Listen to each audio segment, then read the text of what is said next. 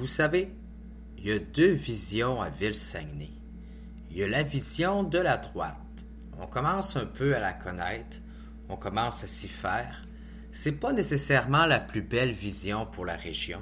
Et il y a la vision de la gauche. Et aujourd'hui, je vais vous parler de ma vision de la gauche pour le Saguenay. Je vais vous parler de ce que je vois, moi, pour les touristes, pour les croisières.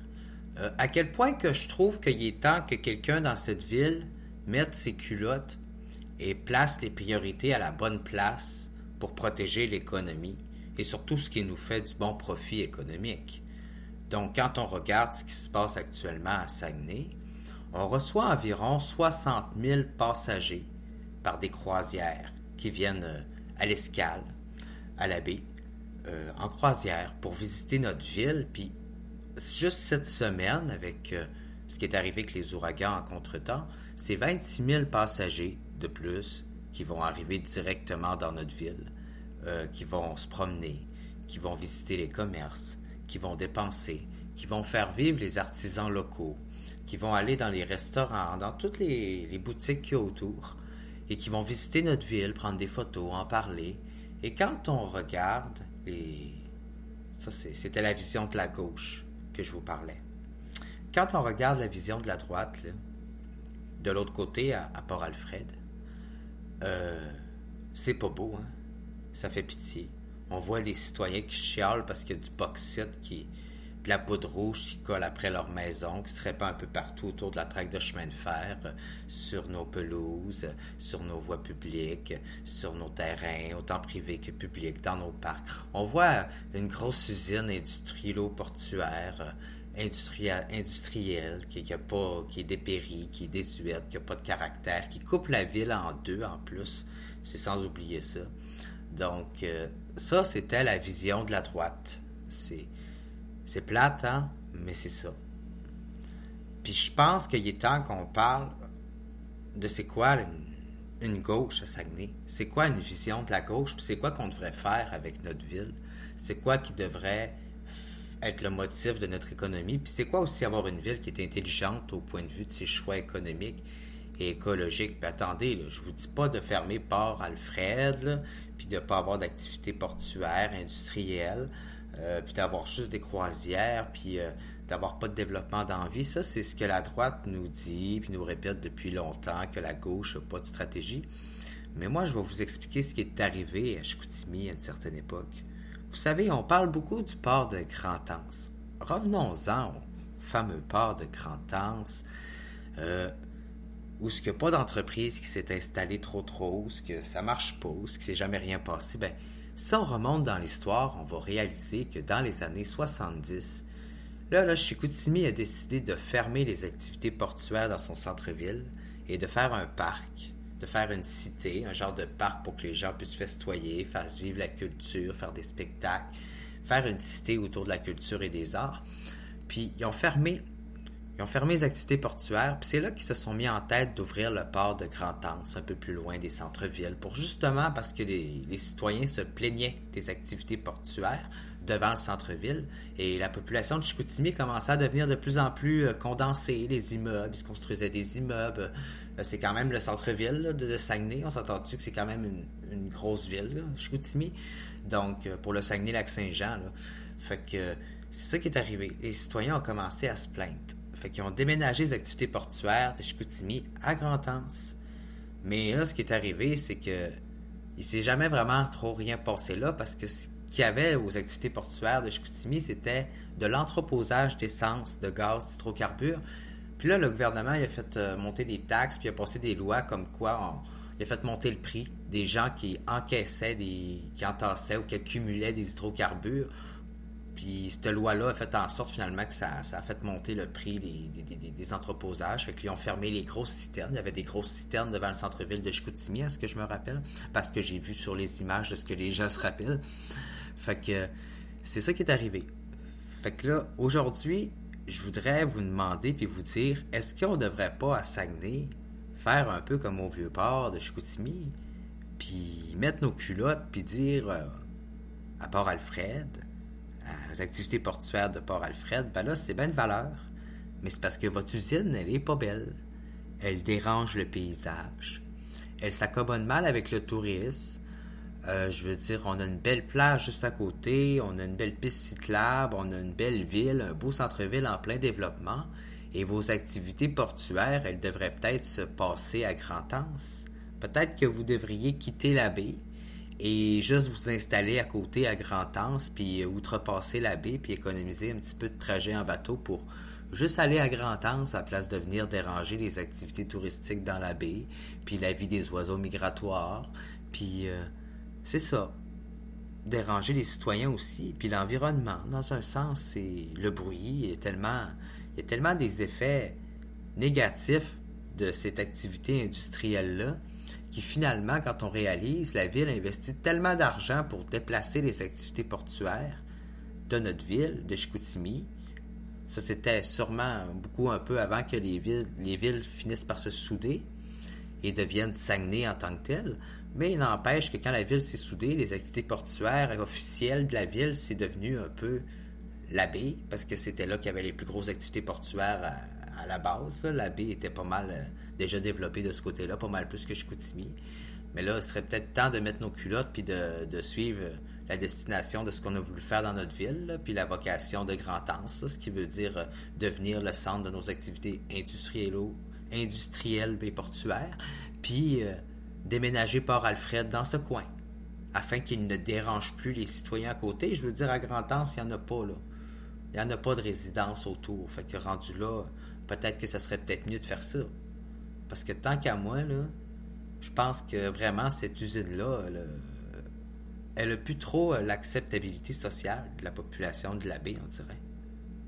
Donc, aujourd'hui, à Québécois, sur le sens critique, on va parler du passé, des décisions et de politique et de politiquement incorrect, mais surtout d'avenir pour notre région, de vision économique, d'une vision de droite, d'une vision de gauche, et de pourquoi on en est rendu ce qu'on en est, et de ce qu'on devrait peut-être faire avec notre ville, ce qui veut dire faire un parc récréo-touristique.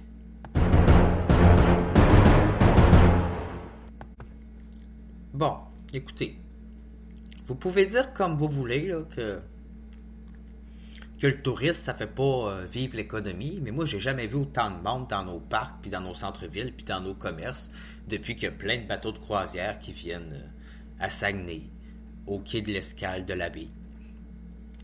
Pour vrai, quand je regarde autour des usines, je regarde à Jonquière, autour de Rio Tinto Alcan, que je regarde autour de Port-Alfred, il n'y a pas grand monde. Hein? J'ai jamais vu, en fait, les centres-villes autant déserts qu'autour de nos usines. C'est plate à dire, hein? Puis j'écoute les nouvelles, j'écoute ce que les touristes y disent, aux journalistes, aux nouvelles, puis ils trouvent notre région magnifique. Ils sont super contents d'être ici. Puis pour de vrai, quand je regarde notre ville, je la trouve magnifique, mais la seule affaire que j'ai honte dans le paysage, c'est la grosse usine pas belle, les grosses installations portuaires de Port-Alfred. Puis là, ce que je dis pas qu'on devrait les fermer, là. Je sais qu'on a besoin de Port-Alfred, c'est un élément essentiel d'une chaîne de production. Tout ce que je dis, c'est qu'on devrait la déménager. On devrait déménager cette grosse usine, cette grosse installation portuaire désuète à Grand-Anse. Maintenant que je sais que je vous dis que je veux juste la déménager, maintenant c'est de savoir sous quelle entente, sous quel principe d'entente on veut la déménager. Ben moi, ce que je ferais, c'est si, mettons, l'usine, si l'installation accepte de déménager à Grand-Anse, ben je lui offre un terrain de la même superficie qu'elle occupe actuellement à Port-Alfred, à la baie, mais je lui offre ce terrain-là sur les installations portuaires de Grand-Anse. Je lui offre gratuitement un terrain de la même superficie, là. Tant que c'est dans la nouvelle zone industrielle-portuaire de Ville-Saguenay qu'on a faite à Grand-Anse prévue à cet effet. Je veux dire, elle va être connectée pareil à la desserte de chemin de fer. La ville a investi des millions de dollars pour connecter une nouvelle desserte ferroviaire qui est connectée à rien puis qui sert à rien actuellement. Fait que ce que je demande à l'installation portuaire de Port-Alfred, c'est de se connecter à ce nouveau réseau qu'on a fabriqué à cet effet. Je lui demande en échange de nous céder le terrain qu'elle a à la baie, de la même grosseur en échange d'un terrain qu'on va lui donner à Grand-Anse. Fait que dans le fond, je lui demande de nous recéder le terrain afin d'en faire un genre de terrain public et réaménager un parc pour reconnecter la baie ensemble et je veux pas être plate, mais c'est ça le but, c'est de raser leur usine à la baie puis d'en construire un autre à Grand-Anse sur les nouvelles installations portuaires de Ville-Saguenay. Donc oui, je vous annonce que si ce serait le meilleur des mondes au Saguenay, on serait rendu à démolir les installations industrielles-portuaires à la baie pour les déménager à Grand-Anse et faire un parc à la place et une ville qui incommodera pas ses citoyens puis qui va mettre le tourisme en valeur parce qu'on en est rendu là. Je pense que l'économie de la baie peut très bien vivre du tourisme chaque année et d'un autre côté de la pêche et malheureusement, le tourisme, la pêche et les activités industrielles, ça peut pas vivre tout ensemble, là. À un moment donné, il va falloir faire un choix. Puis moi, j'ai fait un choix. Mon choix, c'est de garder les quais de croisière à l'escale de la baie, puis d'éliminer Port-Alfred de la baie pour laisser plus de place pour les oiseaux migrateurs, pour moins déranger, pour qu'il y ait un côté de la baie à eux, avoir une belle plage de ville, puis mettre des quais de pêche pour avoir de la pêche. Parce que là, ce qui arrive à la baie, c'est qu'il y a des quais de croisière qui empiètent sur les lieux de pêche, puis il n'y a plus vraiment de lieux destinés à la pêche, parce que là, on a pris tous les quais pour faire des bateaux de croisière ou des activités industrielles. Alors que les activités industrielles, ils auraient dû être déplacées depuis les années 70 dans le port de Grand-Anse, que Ville-Saguenay a fait et dans lequel elle a investi plein d'argent avec le gouvernement du Québec, là. Ça fait que rendu là, ce que je me dis, c'est que quitte à mettre plein d'argent à Grand-Anse puis dans les installations portuaires de Grand-Anse sans qu'il y ait aucune entreprise qui va là pareil, ben on est aussi bien d'aider puis de financer le fait que les installations portuaires de la baie devraient être déménagées à Grand-Anse. Donc, on devrait aider une entreprise à démonter ces installations pour les remonter ailleurs. Avec l'entrepreneuriat du gouvernement du Québec et de la municipalité, travailler ensemble parce que autrement, on va devoir travailler contre et aller avec une expropriation et des procès juridiques et des techniques judiciaires et on sait très bien que le terrain appartient à l'entreprise et ça risque d'être un combat très ardu. Mais moi, je pense qu'on est rendu là à Saguenay. Je pense que les installations portuaires, industrielles, portuaires, de Port-Alfred, ils dérangent les citoyens. Je pense qu'ils n'ont plus autant d'acceptabilité sociale qu'à leur époque. Je pense que quand on sait aujourd'hui que Ville-Saguenay a développé de l'argent dans d'autres installations portuaires pour faire un dragage en avant de Grand-Anse, il y a tout ce qu'il faut pour que l'usine puisse et que les installations portuaires de Ville-Saguenay soient déménagées toutes à une place, toutes ensemble, centralisées sur un même point, et ça devrait être Grand-Anse. Je pense que la baie, ça devrait être plus protégé au point de vue environnemental. Je pense qu'on a des belles plages, on a un beau paysage, on a des touristes qui viennent, qui apprécient l'endroit, on a des croisières, on a la pêche blanche l'hiver. Je pense que ça serait le temps de mettre ça plus en valeur à la baie, puis de se fier sur le fait qu'on a un autre port, qu'on a des installations portuaires juste à côté et qu'on a juste à mieux reconnecter ces installations portuaires à notre ville et enlever l'usine dans le centre-ville qui dérange tout le monde. Je pense que du point de vue touristique, on devrait peut-être commencer à se remettre en question puis faire un moratoire sur les activités industrielles à la baie. Peut-être qu'on devrait protéger la ville de la baie, finalement, des installations industrielles. Ça ne veut pas dire de ne pas avoir de quartier industriel dans la ville Saguenay, à Jonquière, dans d'autres secteurs, là, à Chicoutimi Sud, puis dans des endroits où il y a un besoin. Mais à la baie, il y a plein de touristes qui viennent ici. C'est vraiment ça qui fonctionne à date puis qui fait vivre la ville depuis un certain temps. Puis on ne se le cachera pas que ça a des bienfaits sur l'économie. Et peut-être qu'il faut revoir le zonage de notre ville, la façon de développer des activités industrielles à la baie, parce que peut-être que c'est pas l'endroit approprié ou le plus judicieux par rapport aux touristes ou développer des grosses usines puis de l'activité industrielle. C'est tout simplement ça que je veux mettre en perspective. Moi, je pense que le tourisme, ça peut rentrer en adéquation avec l'environnement, que l'économie, ça peut rentrer en adéquation avec le tourisme et l'environnement. Je pense que c'est trois éléments qui peuvent très bien être un facteur de développement avec le transport en commun. Ça fait que moi, je pense que si on se mobilise à reconnecter la baie en transport en commun avec des systèmes de transport en commun efficaces qui rejoignent même les touristes, qui les permettent de se déplacer dans la ville, on voit déjà qu'il y a plein de touristes qui se promènent dans nos restaurants, dans nos commerces. Je vois pas pourquoi ces gens-là visiteraient pas notre ville et n'en profiteraient pas. Je pense que vraiment, les activités industrielles devant la baie, devant nos paysages, dans les photos de nos de nos visiteurs par bateau, de nos touristes, ça n'a peut-être pas sa place aujourd'hui aux yeux du monde. Ce que je veux dire, c'est que peut-être nous autres, on ridiculise un peu ça, le tourisme, parce que, tu sais, on vit au Québec, on est ici, on est habitué d'être ici, on est habitué de voir le paysage. Ça nous importe un peu. Mais pour du monde qui sont jamais venus ici puis qui ont jamais vu ça, le Québec, qui ont jamais vu le Saguenay, qui sont jamais venus à la baie, qui ont jamais vu le fjord, ben dites-vous que ça peut être impressionnant. Ça peut être différent de tout ce qu'on peut voir ailleurs dans le monde. Il faut se rendre compte à un moment donné qu'on vit quand même sur une place dans le monde qui est quand même unique aussi en son genre. Puis pour certaines personnes, de venir ici par bateau puis par croisière, ça apporte vraiment un intérêt touristique. Puis ça, mais c'est un moteur économique, puis c'est un facteur de développement économique, puis ça fait rouler, puis ça amène du monde dans notre ville.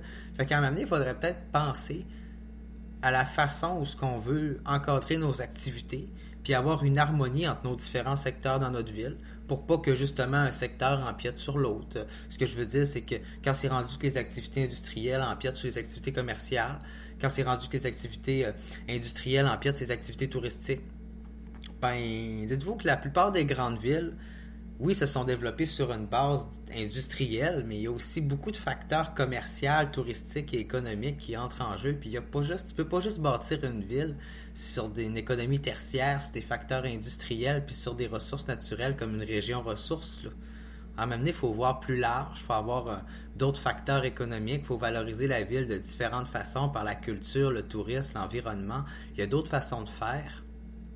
Surtout quand on peut faire plus en adéquation que l'environnement, puis de façon plus intelligente. Les gens diront peut-être que je suis un peu simpliste, mais disons que de la façon que je vois la ville en termes de secteur ou que je la divise en termes de mentalité, c'est ainsi. Je vois la baie comme une ville touristique. Je vois Chicoutimi comme une ville commerciale. Puis je vois Jonquière comme une ville industrielle parce qu'ils sont tellement fiers d'appartenir à une ville basée sur le développement industriel que je leur donne le côté industriel et le secteur industriel de la ville. Ça fait que ce que je ferais de la ville Saguenay, c'est simple. Je développerais le secteur industriel en environnement et en écologie, ben, à Jonquière. Hein? Dans le secteur d'Arvida, Jonquière, Kenogami, ils vont être bien contents de ce développement-là, là. Après ça, Chicoutimi, je vais leur donner beaucoup de commerce. C'est une ville, c'est un peu le centre-ville, c'est le centre géographique du centre-ville, ça va leur faire du bien, du commerce. Puis la baie, ben, avec les croisières et tous les visiteurs qu'on a, je pense que c'est le temps de réaliser que c'est le temps d'investir dans les musées, dans le commerce, dans le tourisme surtout, puis dans l'attrait touristique et culturel. Dans le domaine culturel et social et dans le transport en commun, surtout pour reconnecter la ville d'un secteur à l'autre. Surtout la baie, Chicoutimi, puis Jonquière, par un réseau de transport fiable. Parce que là, actuellement, notre petit réseau d'autobus, là, pour la capacité de touristes qui vient ici, c'est un peu ridicule. Dans les calculs qu'on fait là, pour le transport en commun, il faut calculer les touristes, la quantité de touristes qui viennent aussi ici chaque année. Là. Pas juste les citoyens, là. Faut penser que tous les touristes qui viennent ici dans notre ville, ben, c'est une offre de plus, puis ça pourrait être une demande en termes de transport en commun. Donc, ça fait des années que les gens rient de moi, me traitent de fou, disent que je suis très farfelu puis que je suis un peu extravagant quand je dis qu'on devrait faire un tramway, un train de ville à Saguenay, remplacer les autobus par des genres de trains ou faire des autobus de train amovibles ou genre des... J'ai même pensé à des autobus rétractables et détractables automobiles, genre qui se détachent de des rails puis qui peuvent se rattacher sur des rails, genre des genres d'autobus-trains. Il faudrait réellement développer un système de transport en commun adapté finalement, puis surtout un transport moderne, digne d'une grande ville. Je veux dire, en Europe, il y a des villes, des petites villes, des villes qui sont moins peuplées que nous, qui sont beaucoup mieux desservies en termes de transport, puis même par des trains de banlieue, des tramways des fois, là. Il y a des communes de France qui ont des transports en commun qui sont bien mieux que le petit autobus qui passe dans nos quartiers puis par chez nous, là. Il y a les mêmes modèles en Suisse, un peu en Suède. Quand on se compare, on regarde que le Saguenay n'a pas un système d'autobus qui répond réellement à son besoin économique, à sa population et à ses visiteurs. Surtout quand on sait les parcs qu'il y a autour, puis la demande touristique qui explose ces dernières années, là. Ce que je pense, c'est que notre propre ville se prive se privent de chances économiques, de profit. Quand il y a du monde qui viennent chez vous, puis qui visitent ta ville, c'est payant pour ta ville, c'est des visiteurs, ça fait du monde qui se promène, qui fait des achats, qui parle de ta ville, qui prennent en photo, qui partagent la nouvelle. C'est autant payant pour les touristes que pour les citoyens parce que tout ce qu'on dépense en termes de tourisme, de commerce, d'infrastructure, de divertissement, dans la commodité de notre ville par rapport aux touristes, c'est également dans des services que la plupart des citoyens vont utiliser dans le divertissement, dans l'agrément, dans l'agréance de notre ville. Fait que, dans un sens, c'est tout le monde qui gagne au bout du change, mais on dirait que notre ville, elle préfère baser son développement économique sur une vieille mentalité, puis sur une mentalité qui est un peu dépassée, démodée, digne et trempée d'un conservatisme pétrolier rattaché à l'ouest du Canada et aux États-Unis, un peu une culture américanisée, copiée et crochée, une copie, comment on pourrait dire, copie tout crachée, comme on dirait. Je pense que la ville de Saguenay devrait faire une réflexion sur son transport en commun, puis développer un transport structurant, un transport sur rail. On a déjà des rails dans notre ville, puis dites-vous que si on déménage Port-Alfred à Grand-Anse, il va toujours rester les rails de leur installation portuaire qui servira à rien. Donc s'ils déménagent, moi ce que je ferais, c'est que je récupérerais leurs rails et j'en ferais un réseau de transport urbain sur rail. J'en ferai un tramway qui serait connecté de l'abbé d'un parc directement connecté au port de l'Escale et qui partirait de l'abbé jusqu'à Chicoutimi puis qui se rendrait à Jonquière et qui serait automatisé et qui serait connecté entre nos villes, interurbain, transport interurbain connecté entre nos villes 24 heures sur 24. Les citoyens pourraient voyager d'un secteur à l'autre en tout temps sur une ligne fixe qui serait fiable, qui serait un transport adapté pour tout le monde. Il n'y a rien de plus accommodant que le train. Il est temps pour le Saguenay d'avoir un transport qui est digne d'une métropole, comme à Montréal, comme à Québec. Je veux dire, en même temps, là, c'est parce que le Saguenay, c'est la métropole des régions, là. C'est la plus grosse ville, genre, en termes de commerce et de développement économique autour du lac Saint-Jean et partout autour, là. Faudrait peut-être se rendre compte qu'on est un peu le centre économique de notre région. On mérite de loin d'avoir un transport en commun qui est digne d'un centre métropolitain régional. Les gens qui disent que ma région est métropolitaine, a fait un peu montrer à l'air, mais rassurez-vous, là, je suis né ici, mais à m'amener, je veux dire, on fait pas une ville en ayant des idées de campagne, là. Je veux dire, si on veut devenir une grande ville, si on veut avoir un développement économique favorable, si on veut avoir une croissance économique, si on veut que notre ville s'embellisse puis se construise, ben il faut sortir un peu de chez nous puis s'inspirer des plus grandes villes, puis développer ce qui s'est fait ailleurs, puis faut sortir un peu de notre petite campagne, comme on dit, là, de notre mentalité puis notre politique de village, là, parce que on construit pas une grande ville avec une politique de campagne. C'est ça la vérité, là. Quand je parle avec des citoyens, parce que je parle beaucoup avec les citoyens, là, surtout avec ceux du centre-ville, là, j'ai tissé beaucoup de liens avec le centre-ville de Chicoutimi, puis on me dit toute la même chose. On me dit que Saguenay, c'est une grande ville, mais il y a plein de choses qui n'ont pas été pensées puis qui sont mal conçues. Puis ça s'explique.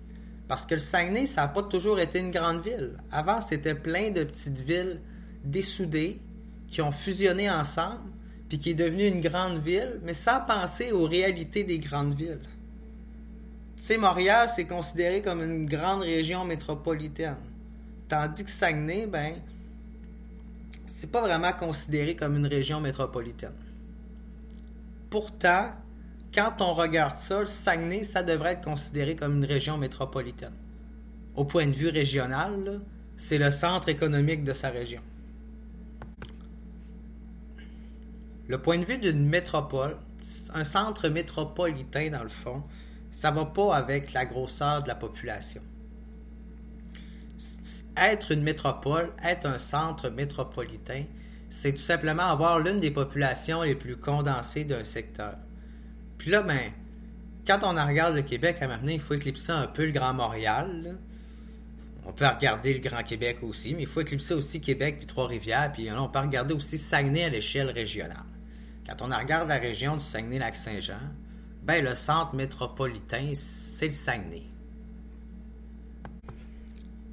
Je veux dire, moi, je comprends pas.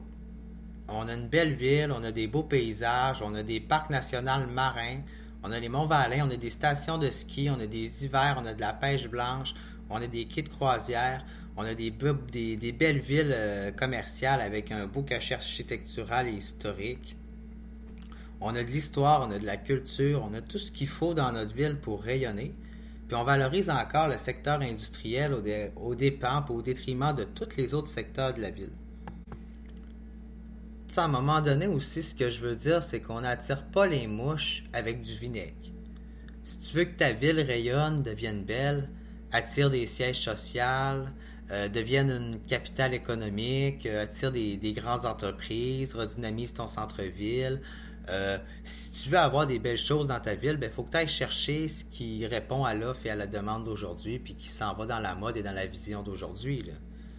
Tu sais, les grosses entreprises polluantes, c'est passé mode. Les gens, c'est plus en demande. Les gens, ils se voient plus là-dedans. Ça redynamise pas une ville de toute façon. Je vois pas pourquoi que notre ville mise là-dessus, alors qu'on aurait bien plus à gagner ailleurs. Puis pendant qu'on cherche des entreprises industrielles, puis qu'on court après ça, puis qu'on cherche juste ça, ben on n'est pas en train d'aller chercher autre chose. Dites-vous que toute l'énergie qu'on met là-dedans, ben on ne le met pas à aller chercher des maisons de production pour faire du cinéma avec le festival des courts-métrages. On le met pas pour valoriser nos stations de ski pour faire venir du monde partout dans le monde pour faire du ski dans notre région l'hiver, valoriser le tourisme l'hiver, valoriser la pêche blanche. On le met pas à améliorer le transport en commun pour les touristes qui viennent en croisière pour qu'ils puissent partir de la baie puis visiter Place du Royaume à Chicoutimi puis aller à Jonquière au Mont-Jacob.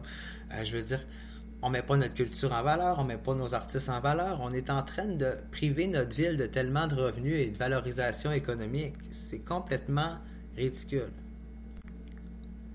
Tu sais, je veux dire, on a une chambre économique à Chicoutimi qui encourage des grosses industries polluantes à s'installer ici, mais qui empêche McDonald's d'ouvrir un restaurant dans le centre-ville à Chicoutimi.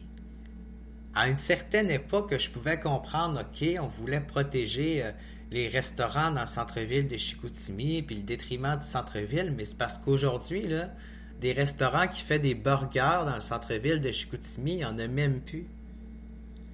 Qu'est-ce que ça ferait qu'un McDonald's ouvre dans le centre-ville de Chicoutimi? Il y a déjà un Subway, et il y a un bébé à côté. Je veux dire, de toute façon, si tu as le goût de manger un hamburger de chez McDonald's, tu n'iras pas chez Subway ou plus à manger une poutine, ou tu n'iras pas plus dans un autre restaurant à Chicoutimi comme au Cambio. Je veux dire, c'est pas la même clientèle. Il y a quelque chose qui fonctionne pas dans les arguments de notre ville et de l'économie, des économistes de notre ville et des chambres économiques. On dirait qu'on freine, qu'on fait opposition au développement économique puis à ce qui est à mode puis ce qui fonctionne. Je veux dire, moi je comprends pas là, pourquoi qu'on empêche McDonald's de vendre des hamburgers, des cheeseburgers puis des Big Mac dans le centre-ville de Chicoutimi, genre d'avoir un McDonald's qui n'a pas de service à l'auto, genre comme dans tous les centres-villes là, du Québec, comme le Vieux-Québec, comme à Montréal. Je veux dire, on voit ça partout dans le monde, sauf à Saguenay. Il y a juste à Saguenay qu'on fait pas les affaires comme dans les plus grandes villes du monde parce que on veut être sûr que notre économie fonctionne pas. J'ai l'impression qu'on s'oppose à tout ce qui a l'air à fonctionner partout ailleurs. Je comprends pas, là. Je veux dire, moi, pour vrai, quand je regarde comment il n'y a pas de service dans notre centre-ville à Saguenay, là, pas de couche-tard, pas de dépanneur 24 heures dans le centre-ville de Chicoutimi, pas de McDonald's. Moi, je veux dire que je suis bien correct, là. Je suis bien correct pour protéger les entreprises locales, c'est correct. C'est bon, là, c'est ça. C'est correct de protéger nos entreprises locales, mais quand il n'y en a pas qui ouvrent, quand il n'y a pas de dépanneur 24 heures qui ouvre dans le centre-ville de monsieur, madame, tout le monde, qu'il n'y a pas d'entreprise locale qui ouvre, ben, m'amener, quand on s'oppose à ce qu'il y ait un couche-tard ou qu'il y ait une autre marque de dépanneur, de multinationale qui s'ouvre 24 heures dans le centre-ville quand il n'y a personne qui est volontaire pour le faire, ben, je trouve ça un peu aberrant. Je trouve que c'est contre-productif. Surtout pour les citoyens qui vivent là, qui ont des besoins aussi comme tout le monde. Là. Ça fait que Quand on prive McDonald's d'ouvrir un restaurant dans le centre-ville de Chicoutimi parce que la Chambre des commerces s'oppose à ça, puis que je comprends pas. Après ça, on accuse genre les gens de la gauche d'être des socialistes, puis d'être contre McDonald's, puis l'Amérique, puis les valeurs américaines, mais pourtant, c'est pas nous autres qui s'opposent à ce qu'il y ait un McDonald's, genre, qui s'ouvre dans le centre-ville de Chicoutimi, là. Je veux dire, il n'y en a pas de restaurant qui vend des hamburgers. Qu'est-ce que ça changerait? C'est connu, là. Après une manifestation, nous autres, les écologistes, on adore ça. Aller manger un Big Mac, puis boire un petit café chez McDonald's, c'est rendu qu'ils ont des pailles jetables. On commence à trouver qu'ils font leur part aussi pour l'environnement. Fait que, tu sais, à m'amener, je veux dire, si on veut faire une transition écologique, il faut mettre toutes les entreprises puis tout le monde à leur profit. Tu sais, comment ça se fait qu'il y a un Starbucks dans le centre-ville de Chicoutimi, mais qui pourrait pas avoir de McDonald's, pourrait pas avoir, tu sais, je veux dire, non, j'ai de la misère avec la mentalité de notre ville, pour vrai. On est pour GNL Québec pour ouvrir des gros projets pétroliers reliés avec l'Alberta, les sables bitumineux hyper polluants, genre dans les provinces de l'Ouest, de faire un gros tuyau de des kilomètres pour relier la région avec une autre province, un projet démesuré et insensé, hyper polluant qui va faire augmenter les CO2 dans notre région de façon démesurée. Puis quand on arrive pour faire un projet de biogaz, de biométhanisation et d'hydrogène, pour récupérer genre les émanations de gaz qui s'échappent d'un site d'enfouissement, d'un vieux dépotoir qui a été recouvert et qui dort depuis longtemps, mais qui laisse encore des gros gaz qui s'échappent et qui sont des gaz à effet de serre, alors qu'on sait qu'on peut les recapturer puis faire une usine à l'intérieur avec ça, puis qu'on s'oppose à ce projet-là, puis qu'on se rend compte que ce sont les mêmes personnes qui sont pour un projet relié avec l'Alberta dans les gaz polluants du pétrole bitumineux, qui s'opposent à un projet de biogaz, de recapture de gaz d'un vieux dépotoir, d'un site qui récupérait quasiment 50% des émanations de CO2 de la ville, parce que c'est vraiment un site très pollué et polluant, là. Mais c'est qu'on nage carrément dans la contradiction, là. C'est qu'on on a des politiques de bananes, des politiques de gens qui n'ont pas de sens, des politiques de personnes qui sont en train de jouer d'un bord puis de l'autre, qui sont contradictoires, qui changent de position d'un monde à l'autre. C'est comme si d'un côté, on veut imposer à nos citoyens telle chose, mais on s'oppose au développement écologique, au véritable développement économique de la région, en nous vantant des arguments pour nous vendre des vieux projets dépassés d'une économie qui vient d'une autre époque, d'une autre génération. C'est quand même pas croyable parce que pendant qu'on essaie de vanter ces gros projets industriels-là, ben, il y a une grosse crise du logement qui traverse la région, puis on en parle même pas. On n'en parle presque pas à l'échelle municipale. C'est comme si on oubliait que si on veut attirer des travailleurs ici, puis avoir des habitants qui vivent ici, puis une croissance économique, ça prend toujours bien aussi des logements. Et qu'au Saguenay, on a quand même aussi des terres agricoles à protéger, donc la ville ne peut pas faire une croissance éternelle sur les banlieues et faire des maisons à perte de vue. En même temps, on n'aura plus de territoire et plus de nature dans notre région. À un moment donné, il va falloir penser à construire peut-être dans les hauteurs, à commencer à lutter contre l'étalement urbain, à penser à la densification urbaine. J'ai l'impression qu'on n'est pas dans les bonnes questions au municipal. J'ai l'impression qu'on vit comme si qu'on était encore une petite ville puis qu'on pensait pas au fait que on est quand même un centre économique d'une région et que ça apporte des réalités de grande ville. On chiale, on pleure que la ville est endettée, on n'a pas d'argent. Puis pendant ce temps-là, ben, on a Rio Tinto Alcan, qui est maître chez nous, qui détient des barrages. Tu sais, si notre ville est endettée avec Hydro-Jonquière, comment ça se fait qu'on laisse des barrages dans les mains du privé sur notre propre territoire au Saguenay? Si la ville serait pas endettée, je dirais pas. Mais là, pourquoi on laisse notre littoral dans les mains d'une grande entreprise multinationale qui nous appartient même pas?